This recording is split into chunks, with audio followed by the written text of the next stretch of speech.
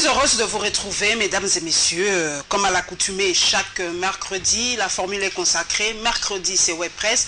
Aujourd'hui, nous allons parler de deux grands thèmes vraiment qui font l'actualité. Vous l'avez sans nul doute deviné, nous allons parler du nouveau gouvernement tant attendu qui est en tout cas connu déjà depuis quelques heures. Et nous allons parler de la situation à Béni, dans l'Est de la République démocratique du Congo. Je suis avec des journalistes chevronnés qui font en tout cas très bien leur travail. Alors, je suis avec Ambroise Mamba de Congo Web Télévision. Il n'est plus à présenter les belles analyses de Congo Web. C'est lui. Bonjour Ambroise. Bonjour Paulette. Très heureuse d'être en tout cas avec nous. Et avec Israël Moutala, journaliste indépendant. Bonjour Israël. Bonjour Paulette. Très heureuse aujourd'hui en tout cas. Je crois que ton intelligence va bouillonner aujourd'hui parce que ce sont vraiment les sujets qui touchent à cœur le vécu quotidien des Congolais. Et Gabi Kouba, journaliste indépendant. Bonjour Gabi. Bonjour Paulette. Toujours un plaisir de recevoir les intelligences de mon pays. Alors la toute première question, Ambroise Mamba, le gouvernement est là, on l'a attendu, hein, vraiment comme la venue de Jésus. En tout cas, chaque jour, c'était vraiment de l'impatience, mais c'est enfin tombé. On connaît maintenant ce gouvernement et la toute première impression globale en tant que journaliste que vous avez de ce gouvernement. Bon, j'ai trouvé seulement que le gouvernement est arrivé au moment où on l'attendait le moins. Parce que quand il a été annoncé, on a pris tellement beaucoup de jours, on se posait des questions de savoir si le gouvernement est prêt. Bon, il est enfin là. La première chose, c'est que Matata Ponyo n'est pas tombé, il est resté. Même si ceux qui ont participé aux concertations nationales avaient demandé son départ. Et on peut déjà conclure que ceux-là ont échoué et lui a pu gagner. Alors il y a apparemment une certaine confiance Du chef de l'État. Entre lui et le chef et surtout, on dit qu'il a aussi la confiance des bailleurs de fonds, du monde financier. Justement, bon, est-ce que c'est d'abord un problème de bailleurs de fonds ou c'est d'abord un problème congolais? C'est un problème congolais. Le chef de l'État a annoncé ce gouvernement de cohésion nationale. Et, si vous lisez même l'esprit de l'annonce du chef de l'État devant les deux chambres du Parlement réunies en congrès, on pensait déjà à l'après-Matata. Mais on est surpris de les voir revenir. Bon, on ne connaît pas ce secret qui existe là, mais au moins on peut retenir qu'il y a une certaine confiance entre le chef de l'État et le Premier ministre, Matata Ponyo. Et bon, deuxième impression, c'est le fait que ce gouvernement a apparemment appelé des cohésions nationales, ne semble pas amener la cohésion nationale. Lui-même, il pose un problème de décohésion parce qu'il n'y a pratiquement pas, si on peut le dire comme ça, pratiquement pas un ministre du Bas-Congo. Vous voyez, les ressortissants du Bas-Congo sont en train de râler. Il n'y a vraiment pas un ministre, si ce n'est qu'un vice-ministère qu'on a accordé au Bas-Congo. Il n'y a pas un ministre de tutelle du Bas-Congo et pourtant c'est une province qui participe dans l'assiette fiscale de notre pays. Aucun portefeuille accordé au Bas-Congo jusque-là. C'est ce qui prouve déjà qu'il n'y a pas de cohésion à ce niveau-là. Vous avez vu ces problèmes encore au MLC, donc c'est un gouvernement qui amène bien des problèmes alors qu'il en a encore beaucoup à résoudre. Israël Moutala, on rebondit sur le propos d'Ambroise. Matata est resté, pourtant une grande opinion pensait qu'il allait vraiment partir parce qu'on se posait la question, est-ce que c'est lui qui devait mettre en pratique les recommandations des concertations nationales? Ben, il est là, je crois qu'il le fera. Et ce qu'a relevé Ambroise, c'est il n'y a pas de ministre du Bas-Congo dans ce gouvernement. Alors ça, c'est les impressions d'Ambroise, vous allez rebondir dessus. Et vos impressions à vous lorsque ce gouvernement est sorti? Mon impression à moi, c'est que j'ai d'abord été pas surpris. J'étais déçu par l'annonce du chef de l'État qui a mis du temps à se concrétiser. C'était pas sain pour la démocratie, c'était pas sain pour les institutions. Donc on a fait plus d'une année pour attendre un gouvernement. J'ai remarqué que dans ce gouvernement, personne n'est sorti de la cuisse de Jupiter. Donc tout ça pour ça, tout ce temps pour ça. Alors c'est pas sérieux. Le temps politique, c'est le temps de l'action, c'est le temps de la prise de décision rapide. Et donc je pense que l'image du chef de l'État est un peu écornée dans le sens que un chef doit décider bien et vite. Alors il a pris tout ce temps pour produire ce gouvernement qui n'a rien d'exceptionnel. Et donc voilà. Ce sont les mêmes personnes qui reviennent en fait, malgré quelques nouvelles têtes, hein, comme la ministre du genre. Il n'y a rien d'exceptionnel. Alors, plus grave, pour moi c'est un gouvernement déséquilibré. Il est déséquilibré pour trois choses. Parce que d'abord, il est pléthorique. On avait un gouvernement plus ou moins cohérent dans Matata 1.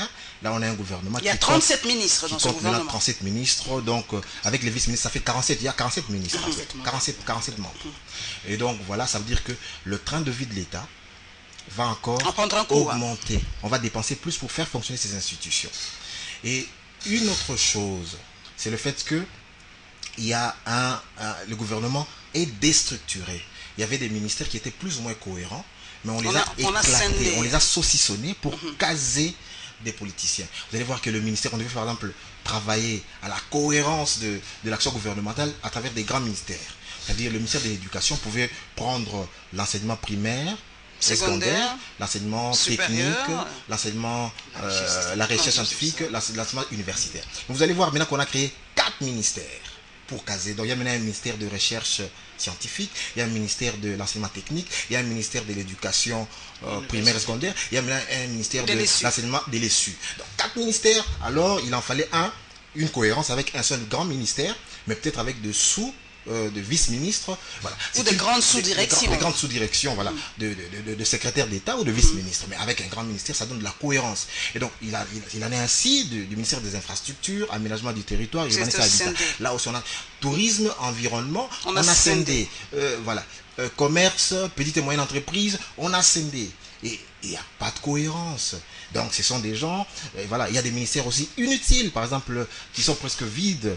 Le ministère, par exemple, de relations avec le Parlement, c'est creux. Donc c'est presque une humiliation pour Kinkei avec tout le bruit qu'il a fait.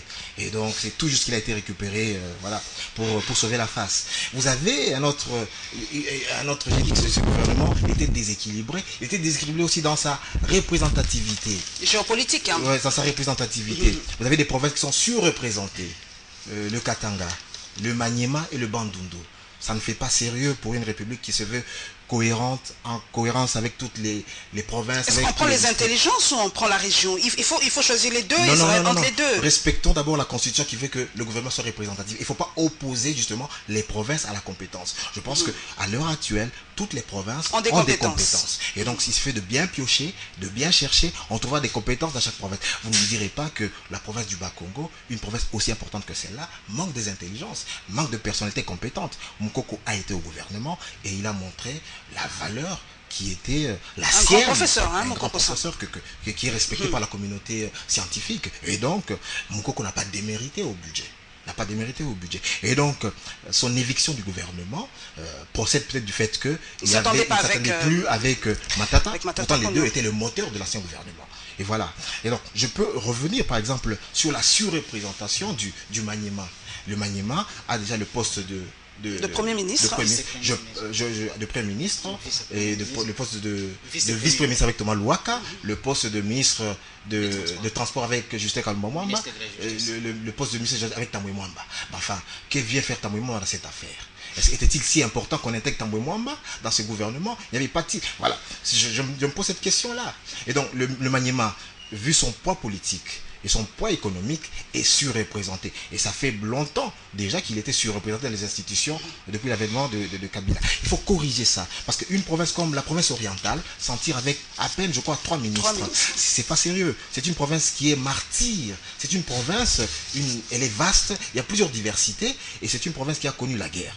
Je veux rebondir aussi sur les déséquilibres entre partis. Il y a le PPRD qui s'est taillé la part du... C'est la majorité, il ne faut pas se voiler la face. Le PPRD a gagné les élections. Je suis d'accord. Non, le PPRD n'a pas pu garder les élections. Ça veut dire que si vous voyez par exemple, si vous voyez les rapports de force entre l'écart des députés entre le PPRD et le MSR par exemple, ça ne peut pas justifier que le MSR ne s'en tire qu'avec un seul ministre. Non, le PPRD en a 8, je crois, ou 9, parce qu'il y a d'autres filiations politiques que je n'ai pas pu encore identifier. Donc, ça veut dire que l'échelle de 1 à 9 entre le PPRD et le MSR, c'est pas sérieux. Vous avez des partis comme le PEA de Kinkei, l'ULDC de Raymond Chibanda et quel autre parti, le CCU de Mende. Ce sont des partis qui n'ont aucune représentativité comme telle. Voilà. Mais alors, ces partis-là, ils ont un ministère comme le MSR. Donc c'est pas sérieux. Il faut trouver des équilibres. Le poids politique doit être un moteur justement pour pousser les hommes à chercher les suffrages pour être plus représentés. Voilà. Et j'aimerais terminer sur la question, parce que je donne une appréciation d'abord générale pour montrer comment est-ce qu'il est déséquilibré. Il y a aussi la question du gender. Ah oui, ça aussi. A fait 30% a fait une poésie terrible dans un de ses discours solennels sur le gender. Mais dans les actes, on voit que les femmes ne comptent que pour du beurre. Ça veut dire qu'aucune femme n'a un ministère de poids, de taille. Et Dieu seul sait combien il y a des femmes intelligentes dans ce pays et des femmes braves qui mériteraient justement de portefeuilles ministériels importants. Donc les femmes, on les a mis, je crois, plusieurs femmes sont vice-ministres. Sont vice-ministres. Donc ils sont là pour faire de la figuration. Donc les femmes sont sous-représentées. Donc voilà, pour moi, un peu globalement, l'impression que vous avez de ce gouvernement ici. C'est la même question. Pour terminer, et dans sa finalité justement, qui était celle de cohésion nationale, on est loin du compte parce que tous les remous qu'il y a au MLC et dans d'autres partis montrent bien qu'on n'a pas atteint l'objectif qu'on poursuivait. Votre première impression de ce gouvernement dès qu'on a annoncé sa sortie? Bon, d'abord, la première impression, c'était une longue attente, en tout cas inutile. Personne n'est venu du ciel parmi les oiseaux rares, entre guillemets, qu'on attendait. On voit les mêmes, c'est un peu un gouvernement de copier-coller et un gouvernement d'aller-retour ou encore de couper-coller. Parce que rien de nouveau sur le soleil. Ce sont les mêmes qui ont toujours géré, ce sont les mêmes qui ont toujours fait des mutations politiques, ce sont les mêmes qui ont dirigé, ce sont les mêmes qui sont allés en congé technique, ce sont les mêmes qui ont cédé leur poste aux autres personnes. En attendant, ce sont les mêmes qui reviennent. Ça, c'est la première impression. La deuxième impression concerne la déception, par exemple, au niveau de la logique qui perdure du partage, la sempiternelle question du partage équitable et équilibré du pouvoir. Israël l'a déploré, Ambroise l'a aussi dit, mais on s'est inscrit dans cette logique. Aujourd'hui, il faut comprendre que la culture politique des acteurs politiques congolais, le partage du pouvoir est devenu un critère pour la culture politique des hommes politiques congolais. Donc ça fait partie. Ça, c'est la pérennisation de la logique 1+4, un peu l'équation du maréchal Mobutu chaque fois qu'on avait un problème. Une autre déception, si la principale recommandation des concertations nationales était la formation d'un gouvernement de cohésion nationale, on s'est trompé d'approche. Je crois que le problème n'a pas été résolu. Et aujourd'hui, je crois que nous sommes ici à Congo Web, qui a aussi un centre de technologie. Je ne sais pas s'il existe un appareil pour mesurer le degré aujourd'hui de cohésion nationale à partir de ces gouvernements. Je crois qu'on s'est trompé. Et en ce qui concerne par exemple les missions à louer au gouvernement, bon, les pouvoirs de Matata comme Premier ministre seront compressés légalement, rien de ridicule. Mais politiquement et techniquement, ça sera très difficile pour Matata aujourd'hui de réunir par exemple des groupes thématiques. Voilà, on connaît. Et dans le passé, vous avez même des membres du gouvernement qui sont revenus, qui ont contesté l'autorité du Premier ministre Mosito à l'époque. Même si on ne l'a pas dit clairement, ils avaient demandé la réévaluation de l'action du Premier ministre, mais on sait que c'était une contestation. C'est vrai que dans une démocratie, il peut y avoir des points de vue divergents, mais aujourd'hui, Matata aura du mal à se faire accepter ou à donner des instructions à certains de ses ministres. Déjà, au sein de son parti, on les considère comme un parvenu, on dit qu'il n'a pas fait l'apologie, il n'a pas distribué des t-shirts, ainsi de suite, et on a des gens qui reviennent là-bas. Je ne sais pas quelle sera la marge de manœuvre de Matata Mpognou pour diriger. Il n'a plus les finances, il faut le relever. Il n'a plus de finances, il n'y a pas seulement que les finances, ces hommes de confiance. Et autre chose, une autre incohérence au sein de ces gouvernements-là. Vous avez eu l'évaluation, par exemple, de l'action gouvernementale. Le Premier ministre a évalué ses proches collaborateurs, même si lui-même aussi s'était évalué en s'octroyant certains pourcentages. Et vous avez des gens, par exemple, qui ont obtenu la cote distinction ou grande distinction, qui quittent le gouvernement, c'est-à-dire que les gens qui étaient bons sont partis du gouvernement. Et ceux qui ont obtenu la cote la moins bonne sont restés au gouvernement. Mais c'est un paradoxe. Mais ça servit à quoi cette évaluation? Vous voulez résoudre un problème tout en créant d'autres problèmes. Ça ne marche pas comme ça. Mais autre chose, dans ces gouvernements, on dit cohésion nationale. Mais cohésion nationale, des exclusions en cascade, auto-exclusion, ainsi de suite. Vous avez Badi Banga, par exemple, qui conteste les groupes de Kingo, qui évoquait même l'article 2 du statut de l'opposition. Aujourd'hui, l'opposition républicaine ne fait plus partie de l'opposition. Mais c'est vrai, il faut tirer toutes les conséquences. Lorsque vous combattez un régime, mais il est inadmissible que le système que vous combattez n'a pas encore changé, que vous puissiez adhérer à ce système-là. C'est l'ouverture en ce moment-là. Mais je ne suis pas extrémiste, je ne veux pas non plus, je n'aime pas non plus d'esprit sectaire, mais au moins il faut être conséquent. Comment pouvez-vous critiquer sévèrement un gouvernement et à un certain moment vous dites, voilà, je fais partie de ces institutions et je suis dans l'opposition. Mais qui est opposant? Vous êtes opposant parce que Kabila a gagné les élections. Vous dites, bon, la manière dont il gère le pouvoir, dont il gère le pays, je ne partage pas du tout son point de vue. Ce n'est pas en tout cas dans mes convictions politiques. Je préfère faire l'opposition. Mais après, on vous dit, bon, ouverture nationale, cohésion nationale. Qui vous dit que la cohésion nationale, c'est la formation d'un gouvernement? Encore que les gens qui sont entrés au gouvernement, qui représente réellement la nation, qui a des assises. Bon, je constate que le partage de la parole est un peu idéal. Laissez-moi. S'il vous plaît. Voilà. Il y a des gens qui ne se représentent qu'eux-mêmes, qui ne représentent aucune base. Alors, quelle base? Au niveau, par exemple, du MLC aujourd'hui, il y a des... Qui représente Thomas Louaka aujourd'hui? Il n'a même pas été élu. C'est la preuve. Et lui-même, j'ai assisté à son exposé lors du 50e du Palou, lorsqu'il a exposé sur la stratégie du chaos. Mais j'ai l'impression que c'était l'hirondelle qui a annoncé en quelque sorte le printemps. Et aujourd'hui, il fait partie de la stratégie du chaos. Ambroise Mamba, c'est la question que la population se pose. Hein. Y a-t-il encore une opposition en République démocratique du Congo? Prenons vraiment l'exemple du MLC. Est-ce que le MLC existe encore aujourd'hui? Est-ce que ça a le même impact, la même force qu'en 2006 aujourd'hui? On a l'impression qu'on a tiré des fautes de tête hein, au MLC. Malheureusement, le MLC... ce n'est qu'une coquille vide aujourd'hui. C'est devenu une coquille vide. Si d'ailleurs le parti est géré à partir d'une cellule, hein, Bemba gère le MLC à partir de la prison, posez-vous la question, que devient ce parti lorsque les cadres du parti doivent recevoir des autres qui viennent d'une prison et rendez-vous compte ce que peut devenir la santé même du parti.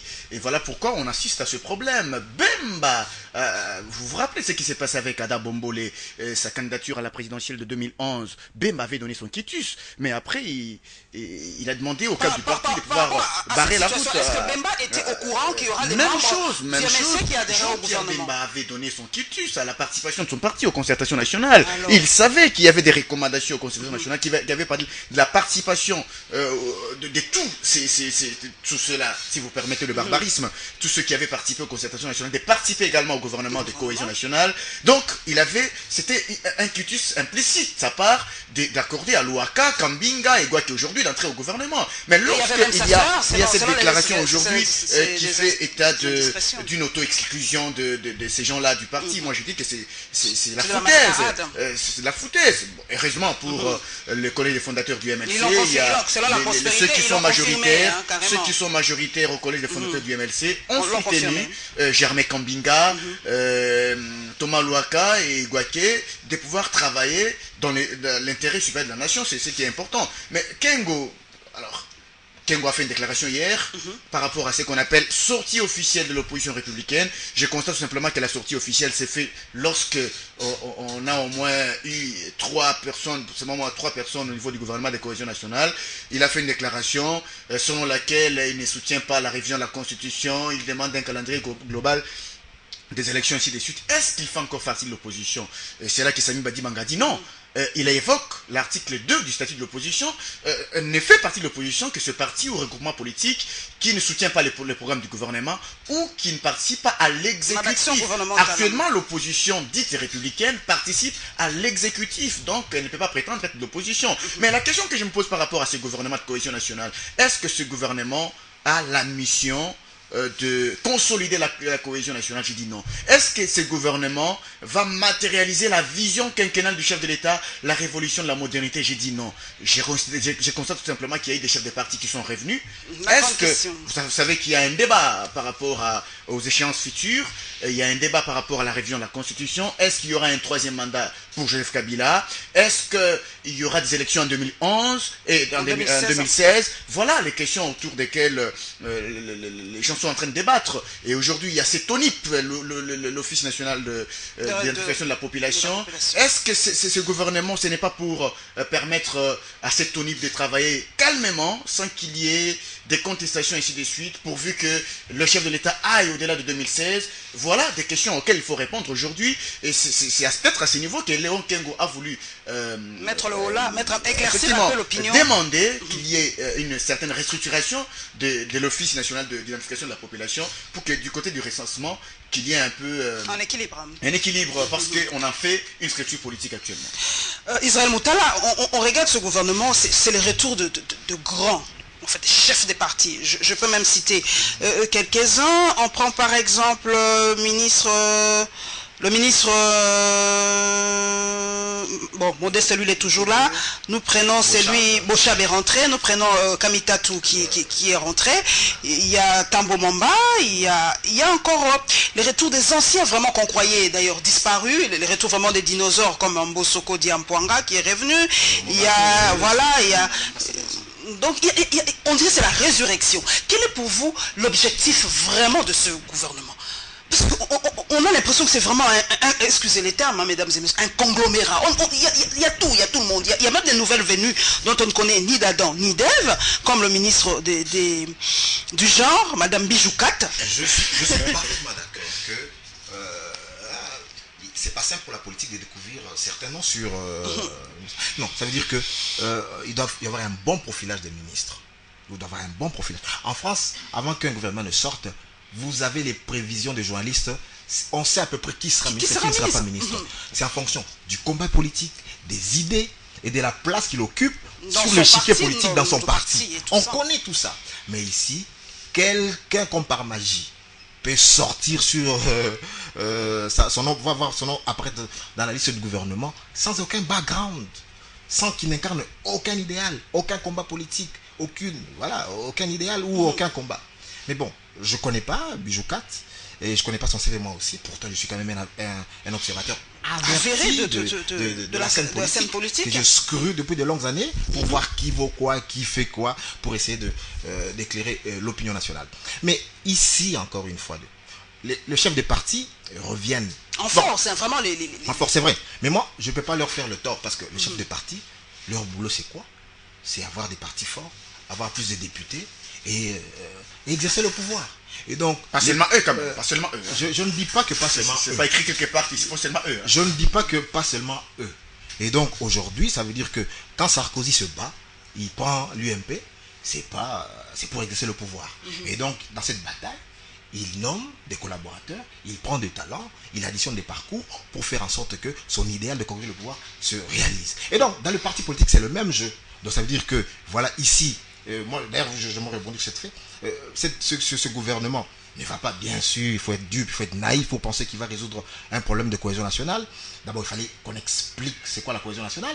Parce que quand il y a eu un problème d'apartheid en Afrique du Sud, la cohésion a fait qu'on puisse maintenant avoir un gouvernement de cohésion nationale entre Frédéric de Klerk et Nelson Mandela qui était devenu son vice-président. Et donc, c'était la principale force d'opposition, c'était les principaux clivages qui déchiraient la société sud-africaine. Et donc, il a fallu un gouvernement où les Noirs et les Blancs s'étaient mis d'accord et tout ça.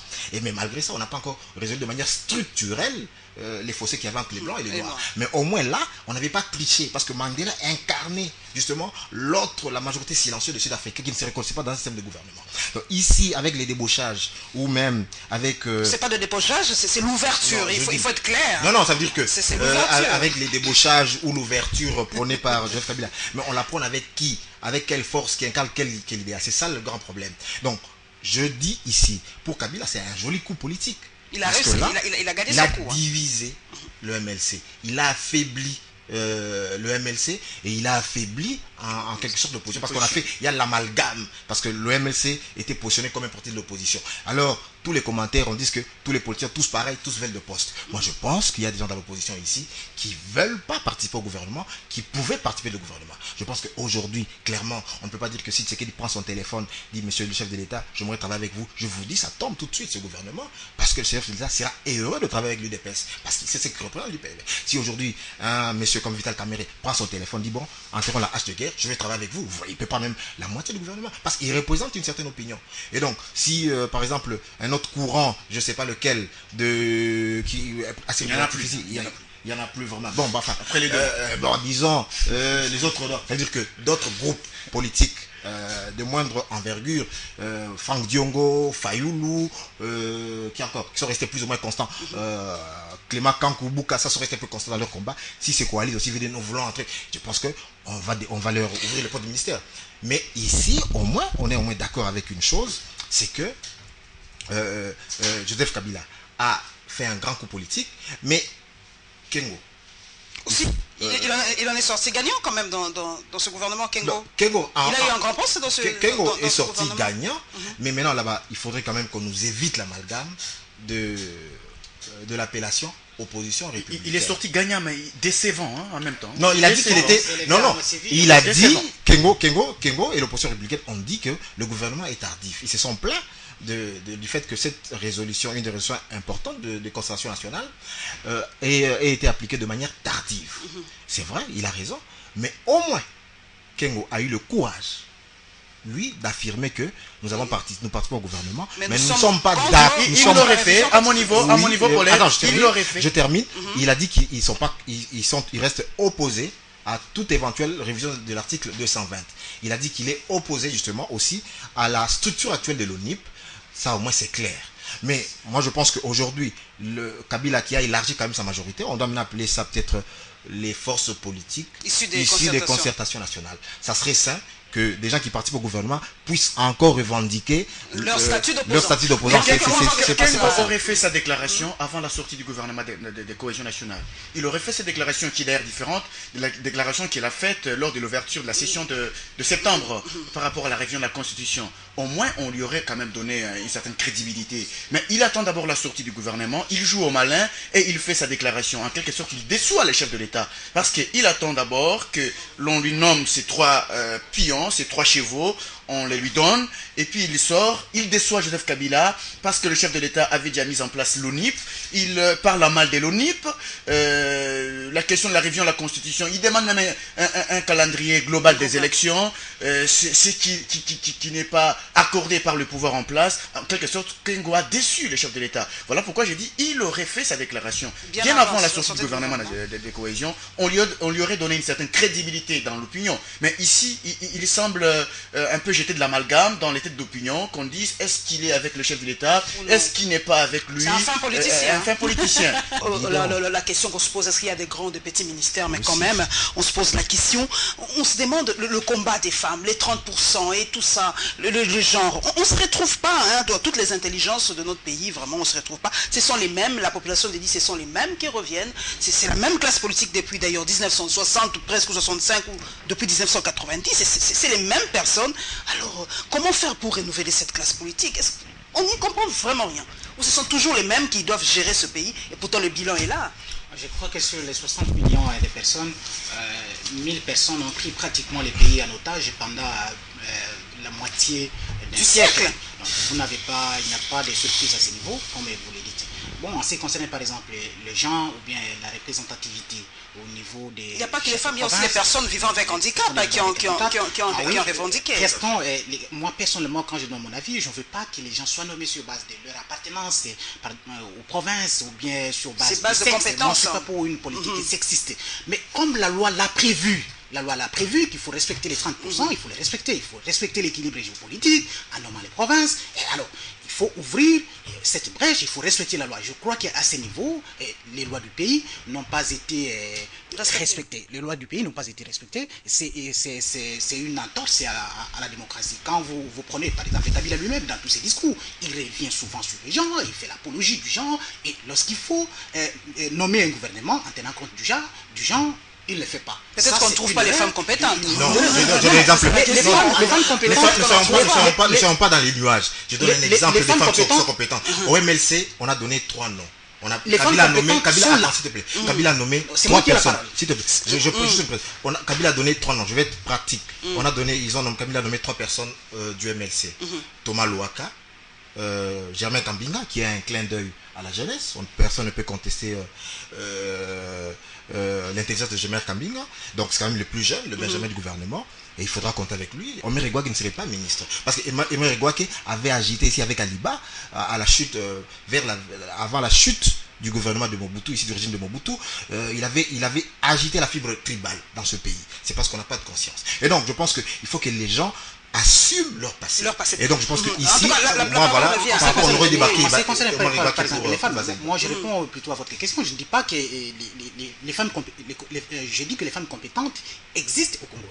On a des génies autant que les hommes. Il y a même des hommes qui sont médiocres. Moi-même dans les structures où j'ai évolué, j'ai été dirigé par des dames qui ont mieux travaillé d'ailleurs que les hommes. Le problème ce n'est pas le sexe, mais moi je veux tout simplement que nous soyons légalistes. Et lorsqu'on a prévu 30%, il faut identifier aussi ces intelligences-là au sein de l'agence féminine. Que les femmes aussi peut-être s'intéressent à la politique aussi. Les femmes s'intéressent à la politique. Il suffit tout simplement de voir même les débats. Pourquoi pas vous?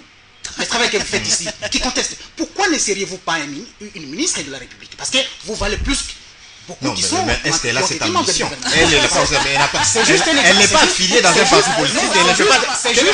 C'est juste un exemple pour lui dire, à l'opinion que les femmes compétentes... Il y en a, mais qui n'ont peut-être pas... intégrer le PPRD, peut-être on va lui donner les postes. Bon, alors moi je voudrais revenir à votre question, Paulette.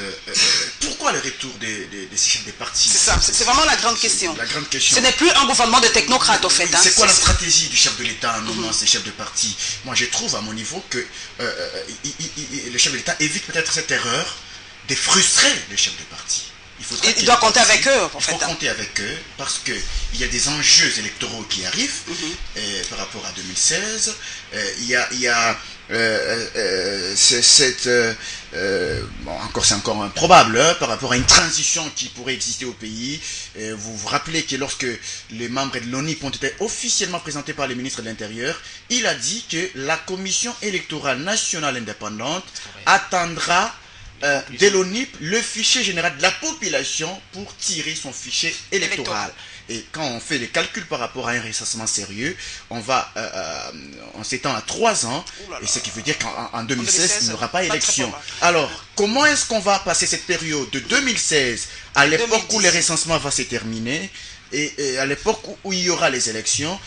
La période à bien gérer. Alors il ne faudra pas que par rapport à cette période, que les chefs des partis soient frustrés, et à ces moments-là, on va créer une certaine division des blocs du travail. Non seulement du travail, mais de l'argent. J'appelle ça de l'argent parce que ce n'est pas du travail. Ils ne vont pas travailler, mais ils vont seulement gagner de l'argent. Tous ceux qui sont là. C'est pourquoi ils se réjouissent d'ailleurs. Alors, lorsque vous leur donnez de l'argent, en termes de salaire, en termes de commissions, ainsi de suite, à ce moment-là, ils ferment les yeux. Et lorsqu'on est au-delà de 2016, ils ont la possibilité d'expliquer des choses, de dire des choses, voilà pourquoi on a prolongé. Un peu de manière démagogique à la base. Écoutez, nous sommes là. Voilà la stratégie de pourquoi le retour des chefs des partis? Et vous savez que même au niveau de la majorité, la question de la révision constitutionnelle ou bien du maintien de Joseph Kabila au pouvoir au-delà de 2016 ne fait pas l'unanimité. Il y a aussi des chefs des partis politiques qui se sont affichés clairement contre la prolongation du mandat du chef de l'État. Mais en ce moment-là, c'est Kabila qui a gagné, qui a fait un grand coup.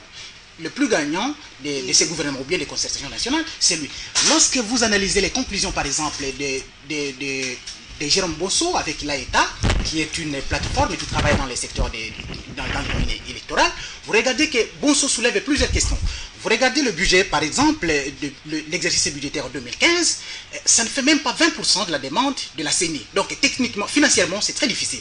Les bailleurs des fonds aussi ne se sont pas encore prononcés parce qu'on exige un calendrier global des élections. Vous avez aussi un autre problème, l'ONIP, vous avez le bureau central du recensement, vous avez... Il y a beaucoup de structures qui s'occupent de ça. Donc, chevauchement des tâches, on ne sait pas exactement. Donc, quand Bosso lorsque Jérôme Bosso pose cette question, qu'adviendra-t-il en 2016 s'il n'y a pas élection?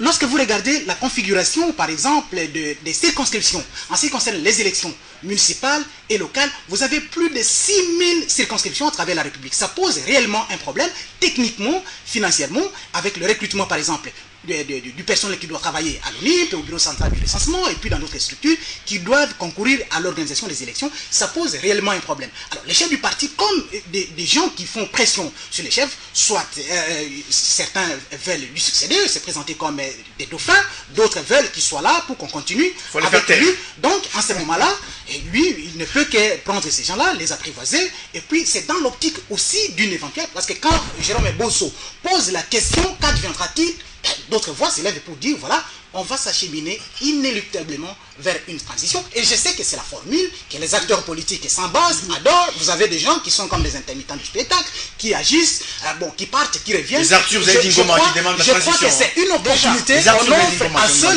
qui ne veulent jamais que le Congo se redresse. Oui, Israël. Dans ce gouvernement, mais bon, il n'y a pas que, c'est vrai, il y a une quand même percée de chefs de parti, mais il y a quand même des technocrates. Qui sont restés. Qui sont restés ou qui sont en train. Comment comprenez-vous l'ancien directeur de cabinet du chef de l'État, c'était un homme qui a pris les finances, qui a pris les finances, c'est un technocrate. Donc il a travaillé. Leur technocratie n'est tellement pas importante par rapport aux non. enjeux. Il va travailler à la FEC. Il était administrateur de la FEC, donc il connaît le secteur économique. Le rouage économique. Il connaît les finances, donc c'est quelqu'un de pondéré, c'est vraiment quelqu'un, un homme de dossier, un technocrate. Donc je connais. Bon, Kambinda c'est un politique, c'est aussi un technocrate. Il a fait quoi comme étude, lui? Il est diplômé d'économie. De l'école des hautes études. Germain Kambinga, c'est parmi la jeunesse montante, très intelligent. Très intelligent, il a fait l'économie. Il peut avoir fait une bonne université, mais il faut regarder tout simplement. L'exemple simple, quel est l'héritage qu'il a légué à Canal Kin lorsqu'il a géré cette chaîne de télévision pendant quelques années? Ça, c'est une question importante. Je suis d'accord. Oui, vous gérez une grande structure, il faut prouver d'abord de quoi vous êtes capable. C'est pas le diplôme qui est. Mais je suis d'accord. Écoutez, tu vas pas insinuer quand même que si tu es quand même, on te nomme à Canal Kin et qu'il n'y a pas de frais de fonctionnement pour faire vivre. C'est ça le problème. Tu vas pas lui imputer l'échec de Canal Kin en termes de gestion. Encore que c'est une présomption que je ne peux pas vérifier ici. On va pas entrer dans le débat de Germain, mais je signalais quand même que c'est. Il est jeune. Il est jeune. Et il est technocrate. Il est jeune, il est technocrate. Il y a un autre jeune aussi, c'est Bienvenu Liota. Bienvenu Liota, qui est du. Et Makiachi aussi, non? Qui est du PDC. Bon, Makiachi, non. Bon. Il a un parcours, donc chacun a essayé à présenter au public. Makiachi, donc je m'abstiens. Oui, au moins, Soyez clair. Soyez clair. Vous savez qu'il a été mandataire à la Sonal. Sur Makiachi. Sonal, oui. Sur Makiachi, c'est compliqué. Mais faites pas la politique, faites du journalisme. Oui, je n'ai pas les éléments pour condamner Makiachi. Je suis d'accord. Ça semble le rattraper un tout petit peu, mais il n'y a aucun dossier au niveau de la justice qui a prouvé un certain détournement par rapport au fond de la Sonal. Mais par rapport à Germain Kambinga, si vous laissez-vous la justice, par rapport à Germain, chaque fois on parle que ce soit dans les commissions d'enquête parlementaire ou bien dans des commissions indépendantes, les audits, connaissez-vous une fois où la justice avait enquêté au Congo sur un cas de détournement ici, Ambroise? Bon, effectivement, je vais dire que par rapport à ça, ça semble le rattraper. Voilà pourquoi je dis ça semble le rattraper. Mais par rapport à Germain Kambinga, il faut lui donner beaucoup de chance. C'est quand même la jeunesse montante, très intelligent, il a fait des bonnes études en économie, et je pense que par rapport à l'industrie qu'on lui a confiée, je pense qu'on lui accorde beaucoup de chance. C'est ce qu'il faut éviter, c'est décourager quelqu'un qui a de bonnes initiatives, qui a des bonnes idées. Moi j'ai lancé un débat ici sur le fait que vous avez pensé à une question sur la percée de chef de parti. Moi j'ai opposé qu'il n'y a pas que les chefs de parti. Il y a aussi des technocrates. Alors je n'ai pas dit que la technocratie suffisait justement pour être un bon ministre. Il faut de la moralité. Là, Gabi nous a amené sur le chemin de la moralité. Et donc, je peux pas, moi, je n'ai pas percé de ce sol. Mais je peux vous affirmer ici que Makiachi, pour moi, je ne le considère pas comme un bon technocrate. Ça, je vous dis clairement. Et donc, à la place de Makiachi, j'aurais préféré 1000 fois Daniel Mukoko-Samba. Donc, il n'y a pas de débat là-dessus, je vais être clair. Mais je ne veux pas verser dans le Makiachi est politique. Makiachi est très politique, voilà pourquoi je dis. Il est très politique. Donc, en termes de compétences, de technocratie, non. Je m'abstiendrai de lui donner un certain crédit sur ce terrain-là. Mais sur le terrain politique, oui. Et je lui. La toute dernière question, quelle chance accordez-vous? Parce que vu les enjeux, d'abord la situation à l'Est, on n'en a pas parlé, mais avec cette sortie du gouvernement, vraiment la population de l'Est pense qu'il y aura peut-être une solution enfin à leurs problèmes. Ambroise, quelle chance donnez-vous à ce gouvernement, surtout par rapport à la situation à l'Est? Peut-on aujourd'hui espérer qu'avec ce gouvernement, avec le changement par exemple du ministre de la Défense, qu'on peut enfin avoir la paix à l'Est de la République? La chance que moi j'accorde à ce gouvernement, c'est peut-être un petit apaisement par rapport à la gestion de la période 2016 jusqu'au jour des élections. C'est peut-être ça la chance. Parce que c'est ça le coup que Joseph Kabila a réussi, d'intégrer tous ces chefs de parti, pourvu qu'il y ait cet apaisement gérer et rester seulement avec les Camérés et les autres là qui ne veulent plus de dialogue aujourd'hui, et ce sera moins des problèmes à gérer pour le chef de l'État. Mais par rapport au problème de l'Est, la cohésion nationale, on en avait besoin. J'y trouve encore que la cohésion n'y est pas. Là, il faut que nous puissions avoir une armée forte, une armée républicaine. Et seule cette armée-là peut nous donner la paix dans l'Est. La situation dans l'Est, on se réveille chaque matin, Israël, avec des morts, tous les jours à Béni. Il y a maintenant ce nouveau gouvernement, la population espoir. Vous pensez que ce gouvernement, avec le nouveau ministre de la Défense, avec les nouvelles têtes, on peut quand même avoir un peu de repli à Béni? J'aime mon pays, j'aime la population de Béni. J'aimerais pas, en tout cas, chaque fois qu'elle est massacrée, j'en suis profondément affecté. Pour moi, j'aurais voulu que ce gouvernement résolve cette question de manière structurelle, de manière durable. Mais effectivement, le problème c'est quoi? Vous avez une super structure, une méga structure qu'on appelle gouvernement, mais sans infrastructures, sans charpente administrative, sans charpente de ressources de services de renseignement, sans charpente donc le gouvernement ne repose sur rien en fait. Ouais, il ne repose sur rien. L'État est faible. Et justement, vous n'allez pas faire de la magie avec ça. Parce qu'il fallait que la réforme, toutes les réformes soient bien menées. La réforme des services de sécurité, il fallait que ça soit bien mené. La réforme de l'armée, des services de sécurité, des services de la police. Il fallait justement, à la base, les administrations, les gouvernements provinciaux, toutes les structures de l'État, les collectivités décentralisées. Il faut que ça marche. C'est un corps. Et l'impulsion vient d'en haut, mais il faut que ça repose sur quelque chose. Mais je souhaite à ce gouvernement, bien sûr, parce que c'est mon pays, de réussir. Mais je ne me fais pas d'illusions. Parce que le schéma dans lequel on est fait qu'il est limité aussi par l'adversité politique, par le fait qu'on a perdu confiance. Et pour terminer sur ce point-là, parce que je n'ai pas parlé de l'ONIP et tous les autres, c'est que si nous sommes là, c'est vrai que Kabila a réussi un coup politique en exerçant sa majorité politique, et en divisant un peu l'opposition, mais il gagnera encore davantage à clarifier le débat politique en donnant au peuple congolais un calendrier consensuel, un calendrier global. Peut-être en disant que le travail que fera l'ONIP, restructuré ou pas, ne va pas inférer sur le fichier électoral qu'on peut tirer directement des électeurs qui peut-être voilà, ça dépend de la date où on va clôturer. Et là au moins, on sent vraiment tous les débats politiques va s'apaiser, voilà. Au lieu de discours, parce que je dis, un des signes qui montre que nous sommes un pays sous-développé, c'est débattre des questions de calendrier. C'est des questions dépassées. Oui, Gabriel, que vous accordez à ce gouvernement, en quelques mots. En tout cas, vous savez que je suis toujours dans la philosophie de saint Thomas, qui a toujours demandé les côtes du Christ pour voir si réellement il était ressuscité. Moi, je n'attribue pas les côtes, mais nous attendons des actions concrètes en ce qui concerne la gestion quotidienne de la cité. Mais à ce niveau, j'ai resté sur ma soif. À Kinshasa, on festoie après la publication du gouvernement, pendant qu'à Béni, on pleure. Alors, Aquarium est vraiment cela. J'ai l'impression qu'on fait du neuf avec du vieux, et c'est l'éternelle question de l'éternelle réclamation. Voilà, mesdames et messieurs, les intelligences ont parlé, voilà. Donc, nous avons essayé de décortiquer vraiment ce gouvernement. Je crois que si le temps me permet, en tout cas, pour plus d'éclaircissement, je vous lis quand même ce gouvernement. Il faut que vous l'ayez quand même en tête et aussi vite que possible. Donc, d'ailleurs, je n'ai même pas posé la question pour savoir quelle est la différence entre ministre d'État et ministre, tout ça. Donc, dans l'ordre protocolaire. C'est dans l'ordre protocolaire, voilà. Sont nommés vice-premier ministre et ministre en fonction au regard de leur nom et personne ci-après. Vice-premier et ministre de l'Intérieur et Sécurité, Évariste Bochab. Vice-premier ministre de PT-Intic, M. Thomas Louaka Losenjola. Vice-premier ministre de l'Emploi, Travail et Prévention sociale, Willy Makiachi. Ministre d'État et ministre du Budget, Michel Bongongo. Ministre d'État et ministre de la Décentralisation et Affaires coutumières, Simon Banamouéré.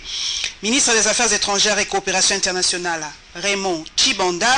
Ministre de la Défense, ancien combattant et réinsertion, Emengoy Moukena. Ministre de la Justice, garde de Sceaux et droits humains, Alexis Tambomamba. Ministre du portefeuille, Madame Louise Munga. Ministre des Relations avec le Parlement, Trifon Kinkie Moulumba. Ministre de la Communication et Médias, Lambert Mende. Ministre de l'EPSP, Initiation à la Nouvelle Citoyenneté, Maker Mwangu Famba.